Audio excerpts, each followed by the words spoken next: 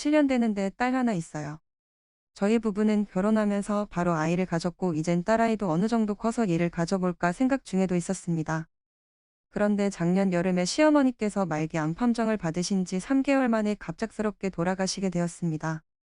시골에 혼자 계신 시아버지가 늘 마음에 쓰였던 우리 부부는 주말마다 방문했습니다. 시아버지는 시어머니를 감작이 잃은 큰 슬픔에 많이 우울해 보셨습니다. 한참 이쁠 소녀를 보면서 잠깐이라도 슬픔을 잊으시는 것 같긴 했지만 마음이 많이 아팠습니다. 그래도 거리도 만만치 않았지만 다녀오고 나면 조금만 편했습니다. 하지만 늘 떠나올 때 아쉬워하는 시아버지 모습이 안쓰럽게 느껴졌습니다. 그래서 추워지기 전에 아무도 없는 집에서 홀로 남아 우울해 사시는 시아버지를 저는 남편과 상의 끝에 저희 집에서 함께 살자고 했고 남편은 어려운 결정해줬다며 많이 고마워했습니다. 시아버지께도 합가를 말씀드렸더니 흔쾌히 고맙다며 늙은이가 짐이 되어서 미안한다고 하셨습니다. 그리고 더 추워지기 전에 저희 부부는 시아버지 모셔오게 되었습니다. 시아버님은 함께 살기 시작하면서 저희 딸과도 잘 놀아주셨고 종종 환하게 웃으시며 행복해 하시는 것 같았습니다. 저도 이렇게 아침 저녁으로 가까이에서 챙겨드릴 수 있어서 한결 마음이 편했습니다. 그리고 딸아이 아침 등원도 하원도 아버님께서 손수 맡아서 해주셨고 딸아리도 할아버지를 잘 따랐습니다. 그래서 저도 서서히 일을 알아보려는 욕심도 생겼고 그저 아버님께 올려 감사했습니다. 그러던 어느 날 남편이 출장 가게 되었다면서 2박 3일 일정이라고 혼자 아버님을 모시게 해서 미안하다며 중국으로 떠났습니다. 그리고 최대한 빨리 끝내고 돌아오겠다는 말도 잊지 않았습니다. 하지만 저는 이미 시아버님이 그리 불편하게 느껴지지 않았기에 걱정 말고 일 잘 끝내고 잘 돌아오라고 했고 남편을 보냈습니다. 똑같은 일상이었습니다. 아버님께서 딸을 들원시켜주시고 헬스를 하시고 수영도 하시고 동네 기원에 들러서 바둑을 두신 후에 새롭게 사귄 친구분들과 점심 드시고 딸아이를 하원시켜서 집으로 데리고 오셨습니다. 이틀은 그렇게 빠르게 지나갔습니다. 그런데 출장 마지막 밤 저녁 식사 후 딸 아이를 씻겨서 재워놓고 아버님께 인사를 드리려고 노크를 하였습니다. 그런데 방 안에서 시어머님의 사진을 들여다보며 슬픔에 잠긴 시아버님을 보게 되었습니다. 순간 알 수 없는 연민을 느꼈습니다. 아버님 어머님 생각 많이 나시나 봐요. 오늘 저랑 위스키 한잔 하시겠어요 했습니다.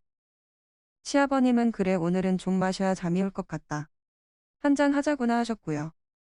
시아버지와 저는 한두 잔 위스키로 홀짝이며 시어머니와 관련된 추억을 회상하면서 많은 이야기를 나누게 되었습니다.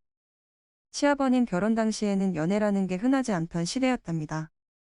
시아버님은 대학 시절 좋아하던 여자가 있었고 집안의 격차로 헤어지게 되었답니다. 그러던 중 시어머니와 인연이 닿아서 선을 보게 되었답니다. 그 당시 시아버님은 공직에 있으셨군요. 시어머님의 약대를 막 졸업한 여대 졸업생이었답니다. 그런데 시아버지께서 시어머니가 그리 마을에 들지 않으셨답니다. 또한 시어머니도 시아버지를 별로 내게하지 않으셨답니다. 하지만 어른들의 추진으로 아버님과 어머님 결혼을 하셨답니다. 같은 지역에서 오랜 기간 지방간에 있는 친분이 있는 상황이었답니다. 그래서 살면서 정이 들었고 시어머니께서 잘해주시니까 고맙고 미안했다 합니다. 약대를 나온 시어머니께선 약국을 차리셔서 자기 일이 있으셨지만 출장이 잦아서 늘 미안했던 이 아버님이셨는데 항상 불만도 없고 내조를 잘해주신 시어머니셨더라고요. 이제야 생각하니 잘해준 게 없었다고 속상하다고 하셨습니다. 그래서 지금 이렇게 마음에 걸린다며 눈물을 보시더군요. 저는 시아버지를 조용히 안아주셨습니다. 그러면서 아버님을 토닥이다가 아버님과 포옹을 떼었는데 묘한 분위기 쌓이게 되었습니다. 이미 술은 취해서 다른 생각이 나질 않았습니다. 그냥 그대로 우리들은 실수해버렸습니다. 다음날 저는 시아버님께 어젯밤은 실수였다. 다시는 이런 일은 없을 것이라고 말씀을 드렸습니다. 그리고 우리에게 있었던 일을 비밀로 하자고 비밀을 꼭 지켜달라고 부탁을 드렸습니다. 아버님도 동의해 주셨습니다. 남편을 약속대로 출장 스케줄을 끝내고 돌아왔습니다. 남편이 돌아온 후 저희 생활에는 큰 변화가 없었습니다. 그런데 그 일이 있는 한 달 후 남편이 회식이 있어서 좀 늦는다고 연락을 받고 시아버지와 딸과 저녁 식사 후 설거지를 하는데 누군가가 갑자기 허리를 안았습니다. 놀라서 뒤돌아보니 시아버지였습니다. 아버님이 왜 이러세요 했더니 내가 자꾸 띠가 생각난다. 나 어쩌냐 하시는 거예요. 저는 파르르 떨렸습니다.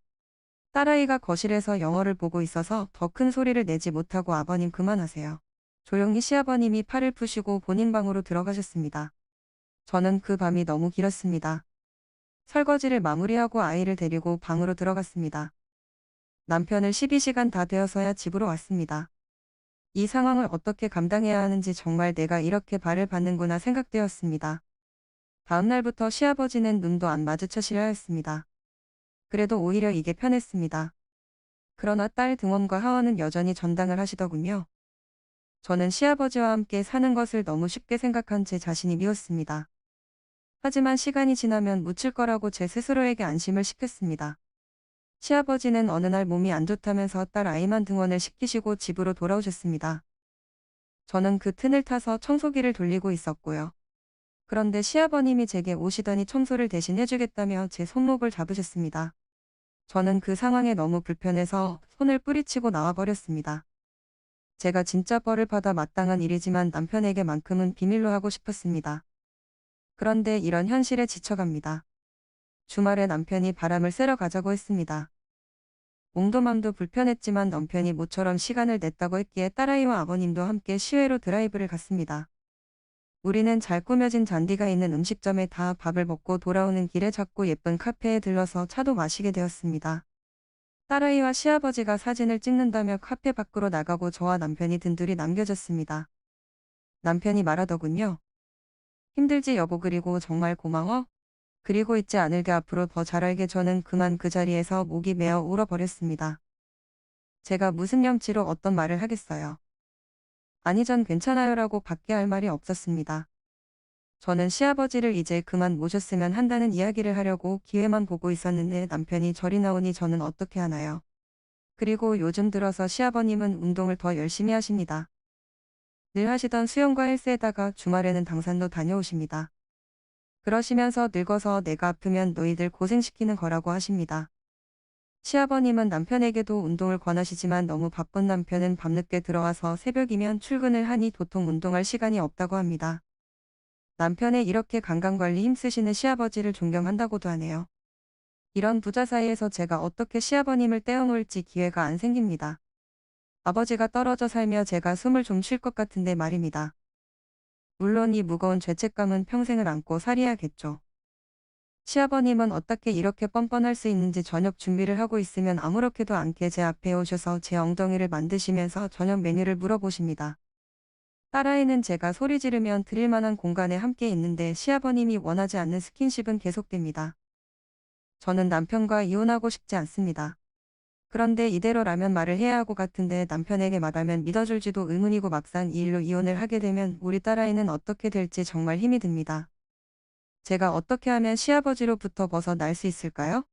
너무 양심 없는 거 알지만 가정도 지키고 싶습니다. 그런데 방법이 없습니다. 도와주세요.